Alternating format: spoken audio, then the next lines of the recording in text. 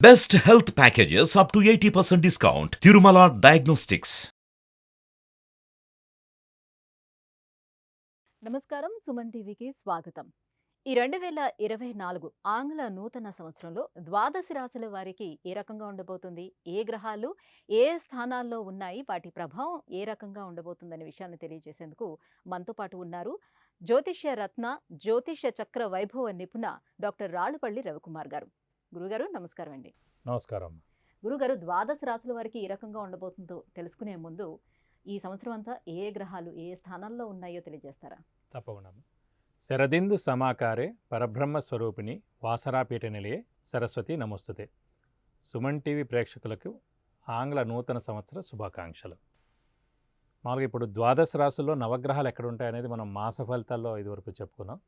కానీ ఇప్పుడు ఏంటంటే సంవత్సర ఫలితాలు కాబట్టి, అంటే 2024 మొత్తం సంవత్సర ఫలితాలు కాబట్టి 4 మెయిన్ గ్రహాలండి.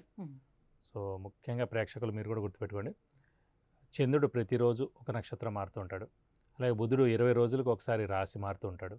శుక్రుడు కూడా 20 నుంచి 30 రోజుల లోపల రాశి మారుతాడు. అలాగే రవి ప్రతి నెల ఒక రాశి నుంచి ఇంకో రాశిలోకి మారుతాడు. అలాగే కుజుడు 45 రోజులకు ఒక రాశి నుంచి ఇంకో రాశి మారుతాడు. కాబట్టి ఇవన్నీ అంత ఇంపాక్ట్ ఉండవండి ఈ మిగతావి. కానీ ముఖ్యంగా మెయిన్ మటుకు గురు సంవత్సరానికి ఒక రాశి నుంచి ఇంకో రాశికి మారుతారు.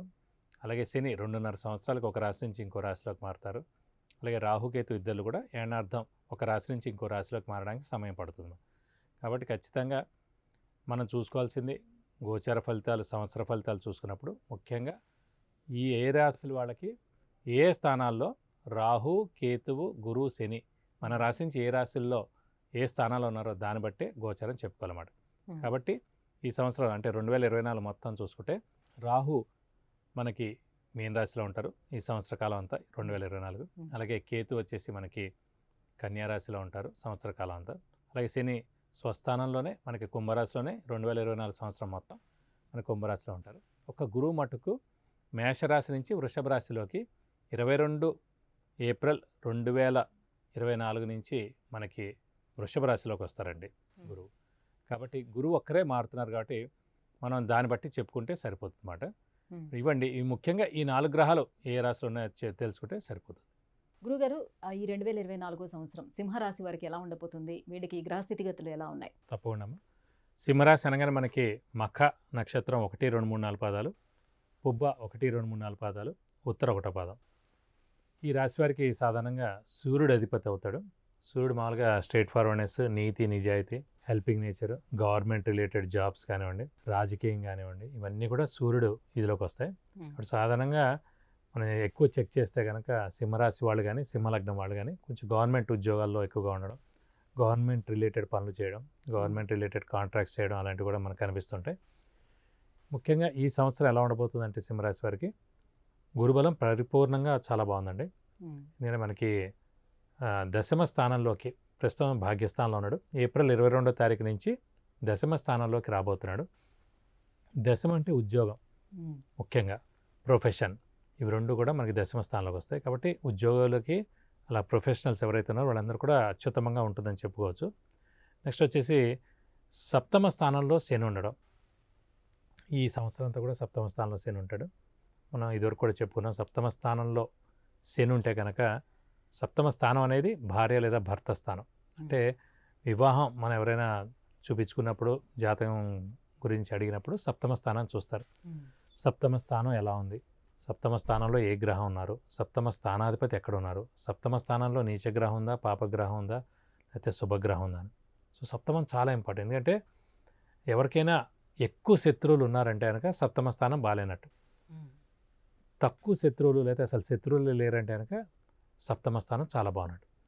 అంటే బాండ్ కానివ్వండి, ఎవరితోనైనా కొలీగ్స్ అవనివ్వండి, లేకపోతే ఇమీడియట్ బాస్ అవనివ్వండి, భార్య లేదా భర్త అవనివ్వండి, ఎవరైనా సరే ముఖ్యంగా సప్తమ స్థానం చూడాలి. అలాంటి సప్తమ స్థానంలో ఈ సంవత్సరం అంతా కూడా సింహరాశి వారికి శని ఉండడం ద్వారా భార్యాభర్తల మధ్యన అన్యోన్యత లోపించడం, ప్రేమ లోపించడం, అయితే అవగాహన రాహిత్యం ఉండడం, అయితే చిన్న చిన్న దెబ్బలాట్లు జరగడం, ఇలాంటివన్నీ జరుగుతాయి. అలాగే బిజినెస్ అయితే కనుక పార్ట్నర్ అయితేనే, సింగిల్గా బిజినెస్ చేసేవాడు ఒకడే ఓనర్ అయితే కనుక ఏం ప్రాబ్లం అండి. పార్ట్నర్ ఉంటే కనుక సప్తమ స్థానం మళ్ళీ పార్ట్నర్షిప్లో కూడా వస్తుందన్నమాట. సో ఆ పార్ట్నర్తో గొడవ ఉండడం, అయితే వాళ్ళు పార్ట్నర్షిప్ బ్రేక్ చేసుకోవడం, లేకపోతే ఒకరి మీద ఒకరికి అనుమానం రావడం, ఇలాంటివన్నీ కూడా జరిగేందుకు అవకాశాలు అనమాట. ఈ సంవత్సర కాలం అంతా కూడా అలాగే ఉంటుంది అక్కడ. అలాగే ఇమీడియట్ బాస్ అండి. ఇమీడియట్ బాస్ అని ఎందుకంటే అంటే మెయిన్ బాస్ని మీరు ఎప్పుడు చూడలేరు. ఫర్ ఎగ్జాంపుల్ మీరు ఉన్నారు, మీరు సుమన్ టీవీకి పనిచేస్తున్నారు. సుమన్ సార్ని మీరు నెలకు ఒకసారి చూడగలరు, అయితే ఆయనతో మాట్లాడాలంటే ఒక 5 నిమిషాలే మాట్లాడగలరు. కానీ అదే ఇమీడియట్ బాస్ అనుకోండి, పొద్దున్న మీరు ఎన్నిటికి వచ్చారు, ఎన్నిటికి సైన్ చేస్తున్నారు, ఎన్నిటికి కమర్షియల్ తీసుకుంటున్నారు, ఎన్నిటికి భోజనానికి వెళ్తున్నారు, ఇవన్నీ కూడా మీరు చెప్పి వెళ్ళాలి, లేకపోతే ఆయనతో మాట్లాడైనా వెళ్ళాలి. సో 8 గంటల సేపులో 4-5 గంటలు ప్రతిరోజు మీకు ఇమీడియట్ బాస్ తోటే పని ఉంటుంది. అలాగే సప్తమ స్థానం బాగుంటే ఇమీడియట్ బాస్తో కూడా ఎవరికైనా సరే హారోస్కోప్లో సప్తమ స్థానం కానీ సప్తమ స్థానాధిపతి బాగుంటే కనుక ఇమీడియట్ బాస్తో ప్రాబ్లం ఉండదు. ఇమీడియట్ బాస్తో ప్రాబ్లం లేకపోతే కనుక మీ గురించి ఎప్పుడు మంచిగానే మెయిన్ బాస్కి చెప్తారు. ఇమీడియట్ బాస్తో ప్రాబ్లం వచ్చిందంటే మెయిన్ బాస్ కూడా మిమ్మల్ని తిట్టాల్సి వస్తుంది.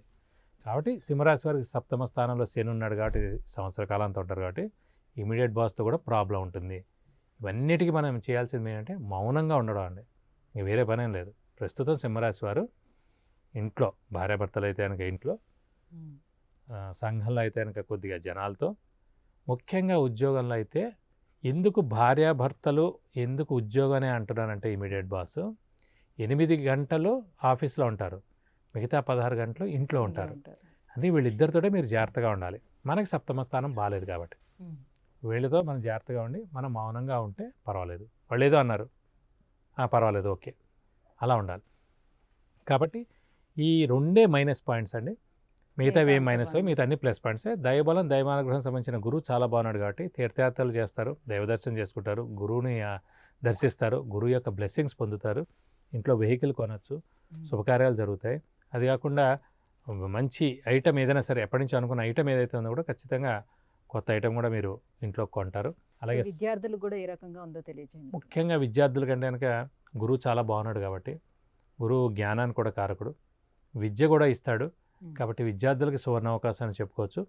వాళ్ళు గట్టిగా ప్రయత్నిస్తే మంచి ర్యాంక్ కానీ సీట్ కానీ సంపాదించడం, అంటే ఫారెన్ వెళ్ళి చదువుకోవడం, ఫారెన్లో ఉద్యోగం రావడం కానీ, ముఖ్యంగా చదువు రీత్యా అయితే కూడా మంచి ర్యాంక్ సాధించడం, మంచి యూనివర్సిటీలో సీట్ సాధించడం ఖచ్చితంగా జరిగేందుకు అవకాశాలు ఎక్కువగా ఉన్నాయి. సో వాహన యోగం ఉన్నది అని అంటున్నారు. At the same time accidents లాంటివి కూడా ఏమైనా ఉన్నాయా? వాహన యోగం ఉండడం గల కారణం గురుబలం చాలా బాగున్నాడండి. యాక్సిడెంట్స్ కారణం అష్టమ స్థానం. అష్టమ స్థానం అనేది మరణం, యాక్సిడెంట్స్, ఆయుష్ స్థానం. కాబట్టి అష్టమ స్థానంలో ఈ మామూలుగా యాక్సిడెంట్ జరగాలంటే కుజరాహుల కలయికతో జరుగుతుందండి. ఓన్లీ కుజుడు ఒక్కడే యాక్సిడెంట్ చేయడు, కుజుడు రాహు కలిస్తేనే చేస్తాడు. కుజుడు నీచలో ఉన్న, కుజశనులు కలిసి ఉన్న, కుజరాహులు కలిసి ఉన్న, కుజుడు 6, 8, 12 స్థానం, ఇలా చాలా ఉన్నాయి దానికి చూడాల్సింది. గోచారిత్య రాహు వచ్చి మన జాతకంలో ఉన్న కుజుడిని కలిసినప్పుడు అయనార్థం సమయంలో యాక్సిడెంట్ జరగచ్చు. కానీ ప్రస్తుతం అష్టమ స్థానంలో యాక్సిడెంట్ స్థానం, మరణ స్థానం, ఆయుష్ స్థానంలో రాహు ఉన్నందుకు యాక్సిడెంట్ జరిగేందుకు అవకాశాలు ఎక్కువగా ఉన్నాయి. అదే వాళ్ళ జాతకంలో, సింహరాశి వాడి జాతకంలో కుజుడు చాలా బాగున్నా, అయితే శుక్రుడు చాలా బాగున్నా, చతుర్థ స్థానం చాలా బాగుంది అనుకోండి, ఏం జరగవు. కానీ గోచారిత్య సూచిస్తోంది ప్రమాదం జరగచ్చు. అనుకోకుండా మీరు ఓనర్ అండి, ఆ బండికి మీ బండి ఎవరో మీ ఫ్రెండో మీ చుట్టమో తీసుకెళ్ళాడు, కానీ మీకు జరిగేది ఉందంటే మీ పేరు మీద ఉంది కాబట్టి ఆ బండికి జరగచ్చు, మీకు జరగకపోవచ్చు. కాబట్టి సేఫ్గా డ్రైవింగ్ చేయడం ఉత్తమం, డ్రైవర్ ఉంటే ఇంకా సేఫ్గా వెళ్ళడం ఉత్తమం. అయితే అనవసరంగా ఇలాంటివన్నీ జరిగేందుకు అవకాశాలు ఎక్కువగానే చెప్పుకోవాలి. వివాహ యోగం ఏమన్నా ఉంటుందా? వాళ్ళు ప్రయత్నాలు చేసుకోవచ్చా వివాహం కాని వాళ్ళు? తప్పకుండా అండి, ఎందుకంటే దశమ స్థానంలో గురువు చాలా బాగున్నాడు కాబట్టి దైవబలం దైవానుగ్రహం గురు బలం పరిపూర్ణంగా ఉంది కాబట్టి గట్టిగా ప్రయత్నిస్తే తప్పకుండా వివాహం అవుతుంది. ఏదైనా సరే మానవ ప్రయత్నం ఖచ్చితంగా ఉండాలి. అలాగే చాలామంది అంటుంటారు ఇంటికి వెళ్ళినప్పుడు, ఎప్పుడు పెళ్లి చేస్తావు మీ అమ్మాయికి అని. అలా అనే లోపలనే తండ్రి అన్నాడు అండి, తల్లి వెంటనే అంటుంది, ఇంకా ఏం వయసు వచ్చింది, ఇంకా ఇప్పుడైనా ఎప్పుడో చూద్దాం, ఇప్పుడు అసలు అవసరం లేదేదో అంటామండి. ఎప్పుడు అలా అనకూడదండి. తదాస్తు దేవతలు రెడీగా ఉంటారన్నమాట, మీరు అనగానే అది ఆప్ చేసేయడానికి.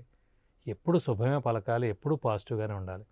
మీరు అనగానే తదాస్తు అని అంటాడు దేవుడు అక్కడ, అంటే ఇంకొంచెం డిలే అయిపోవాలని 1 year 2 years అలా. చూస్తున్నామండి, మంచి సంబంధం కుదిరేందుకు చూస్తున్నామండి, జాతకాలు కలవట్లేదండి, 3 పాయింట్లు చెప్తే చాలు అయిపోతుంది. సో ఇది సరైన సమయం. ఇది కాకుండా అమ్మాయికి కానీ అబ్బాయికి కానీ కూడా అండి మనస్ఫూర్తిగా వివాహం చేసుకోవాలని 100% అనిపించిన రోజే వివాహం అవుతుంది. లేకపోతే మనకి 12 సంవత్సరాల్లో గురుబలం అనేది మన రాశి నుంచి 2వ స్థానం, 5వ స్థానం, 7వ స్థానం, 9వ స్థానం, 11వ స్థానం.